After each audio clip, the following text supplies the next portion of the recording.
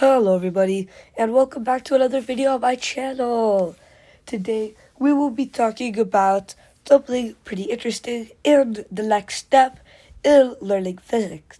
That step is learning about momentum. So without further ado, let's move on to the video. Now, when Newton wrote his second law, we all know it as F is equal to ma. But what Newton actually said was that a change in motion was proportional to the force impressed on it. Now, this sounds pretty complicated. What is a change in motion? What does force impressed on it mean? Well, we can define all of this.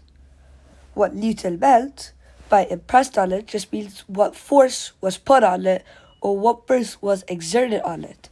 So impressed is just another word for exerted.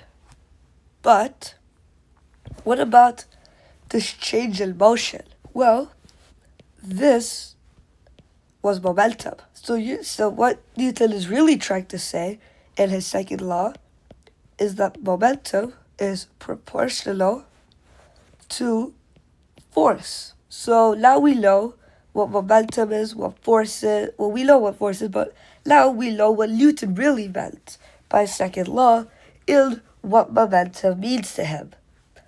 But what is momentum in terms of other stuff? We know it's proportional to force, but we don't know anything else. So there we go on to the next major aspect of momentum, what it is in terms of other quantities. Momentum, which is represented by P, is equal to mass times velocity.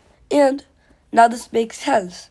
Mass times velocity is proportional to mass times acceleration, because mass times acceleration times time is equal to mass times velocity, and that's basically exactly what it is, as time is that constant that is the proportionality constant. So there you go. This is what momentum actually is in terms of other stuff.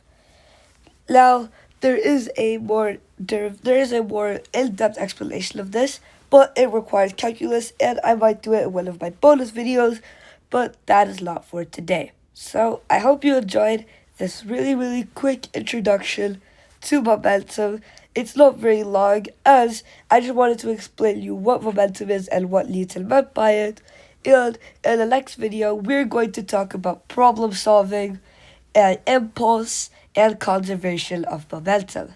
So, thank you so much for watching the video. See you in the next one, and bye-bye.